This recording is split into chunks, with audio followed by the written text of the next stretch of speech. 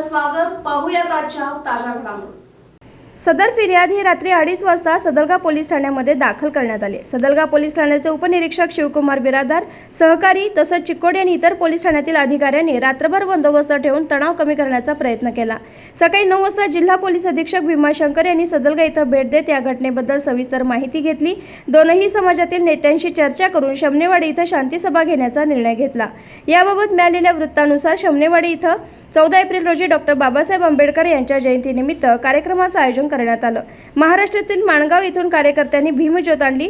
शमनेवाडी बस स्थानकाजवळ ज्योत आल्यानंतर फटाके उडवतेवेळी तणाव निर्माण झाला. तो शांतही करण्यात आला, पण संध्याकाळी पुन्हा वाद निर्माण होऊन शमनेवाडी ग्रामपंचायत अध्यक्ष मंजुनाथ सुरेश कांबळे यांनी सदलगा पोलीस ठाण्याशी संपर्क साधत रात्री 2:30 वाजण्याच्या दरम्यान 20 जणांविरुद्ध मारहाण केल्याची फिर्याद दाखल केली. महिला युवकांनी सदलगा पोलीस ठाण्यासमोर रात्रभर ठिय्या मांडला. सदलगा आणि जवळपासच्या पोलीस स्थानकातील अधिकारी कर्मचाऱ्यांनी यावेळी चोख बंदोबस्त ठेवला होता. SB न्यूजसाठी प्रतीक कदम. ನಾನು ಇಲ್ಲಿ ಬರೋಕ್ಕಿಂತ ಮೊದಲು ನಿಮ್ಮ ಊರಿಗೆ ಹೋಗಿ ಬಂದು ಈ ಮಾತಾಡ್ಲಿಕ್ಕೆ ಅಲ್ಲಿ ಏನಾಗೈತಿ ಅದು ತಪ್ಪಾಯ್ತು. ಅದ್ರೊಳಗೆ ಏನೂ ಎರಡು ಮಾತೇ ಇಲ್ಲ ಆಯಿತಾ. ನಾವೇನು ಯಾರೋ ಮಾಡಿದವ್ರು ಸರಿ ಹೇಳ್ತಾರಂತ ಹೇಳಿ ನಾವು ಹೇಳೋದಿಲ್ಲ. ಅದು ಹೇಳೋ ಕೆಲಸನೂ ಹಂಗೇನು ಹೇಳಿದ್ರೆ ನನ್ನ ಕಾಕಿಗೂ ಮೋಸ ಮಾಡ್ದಂಗೆ ಮತ್ತು ಇವ್ರಿಂದ ನಾವು ಏನು ಕಲ್ತೀವಿ ಅದನ್ನು ಮೋಸ ಮಾಡ್ದಂಗೆ ಆಗ್ತೈತಿ. ಓಕೆ, ಅದ್ರ ಬಗ್ಗೆ ಎರಡು ಮಾತಿಲ್ಲ.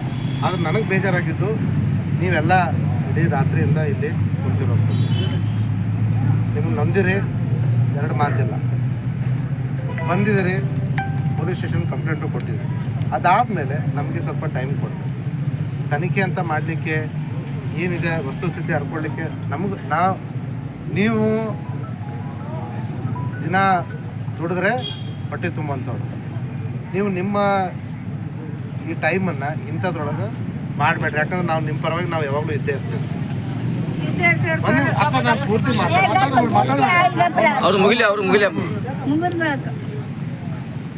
ಈಗ ಆಲ್ರೆಡಿ ಸುರೇಶ್ ಅವ್ರು ಹೇಳ್ದಂಗೆ ಮುಂದೆ ಅಲ್ಲಿ ಇನ್ನೊಮ್ಮೆ ಎಂದೂ ರಿಪೀಟ್ ಆಗಬಾರ್ದು.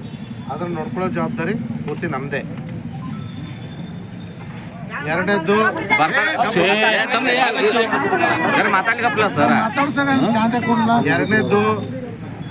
ಏನು ನಮ್ಮ ಅಂಬೇಡ್ಕರ್ ಸಾಹೇಬರಿಗೆ ಅವಮಾನ ಆಗೈತೆ, ಅದನ್ನು ಸರಿಪಡಿಸ್ಕೊಂತಾರೆ.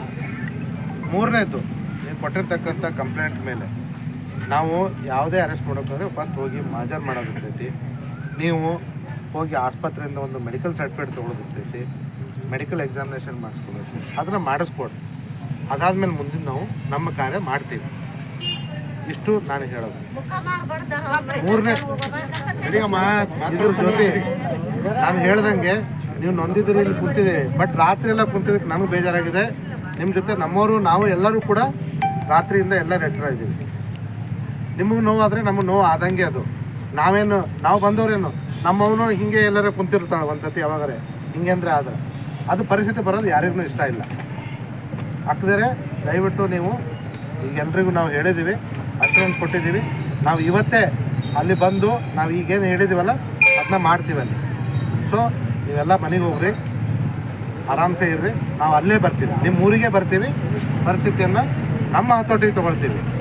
ನಿನ್ನೆ ದಿವಸ ನಮ್ಮ ಸದಲಗಾ ಪೊಲೀಸ್ ಠಾಣಾ ವ್ಯಾಪ್ತಿಯ ಶಮನೇವಾಡಿ ಗ್ರಾಮದಲ್ಲಿ ಒಂದು ಕ್ಷುಲ್ಲಕ ಕಾರಣಕ್ಕೆ ಎರಡು ಕೋಮುಗಳ ನಡುವೆ ವೈಮನಸ್ಸು ಉಂಟಾಗಿ ಕಳೆದ ರಾತ್ರಿ ಅಥವಾ ಇವತ್ತು ಅರ್ಲಿ ಮಾರ್ನಿಂಗ್ 2:30 ಗಂಟೆಗೆ ಸದಲಗಾ ಪೊಲೀಸ್ ಠಾಣೆಯಲ್ಲಿ ಒಂದು ಪ್ರಕರಣ ದಾಖಲಾಗಿದೆ. ಆ ಪ್ರಕರಣದಲ್ಲಿ ನಮಗೆ ನ್ಯಾಯ ಬೇಕು ಅಂತ ಹೇಳಿ ಬಂದಂಥವರು ನಮ್ಮ ಪೊಲೀಸ್ ಠಾಣೆ ಎದುರು ಕೂಡ ಜಮಾಯಿಸಿದರು. ಕಳೆದ ರಾತ್ರಿ ಇಡೀ ರಾತ್ರಿ ನಮ್ಮ ಸದಲಗಾ ಪೊಲೀಸರು ಜೊತೆಗೆ ಇಡೀ ಚಿಕ್ಕೋಡಿ ಮತ್ತು ಅಕ್ಕಪಕ್ಕದ ಉಪವಿಭಾಗದ ಪೊಲೀಸರು ಇಲ್ಲಿ ಠಿಕಾಣಿ ಹೂಡಿ, ಶಮನೇವಾಡಿ ಗ್ರಾಮದಲ್ಲಿ ಠಿಕಾಣಿ ಹೂಡಿ ಪರಿಸ್ಥಿತಿಯನ್ನು ಶಾಂತಗೊಳಿಸಲಿಕ್ಕೆ ತಮ್ಮ ಎಲ್ಲ ಪ್ರಯತ್ನ ಮಾಡಿದ್ರು. ಅವರಿಗೆ ಅಭಿನಂದನೆಗಳು. ಪರಿಸ್ಥಿತಿಯನ್ನು ಮತ್ತಷ್ಟು ವಿಕೋಪಕ್ಕೆ ಹೋಗಲಿಕ್ಕೆ ಬಿಡಲಿಲ್ಲ. ಈಗ ಈ ಪ್ರಕರಣದಲ್ಲಿ ನಾವು ಮುಂದೆ ತನಿಖೆಯನ್ನು ಕೈಗೊಳ್ತಾ ಇದ್ದೀವಿ.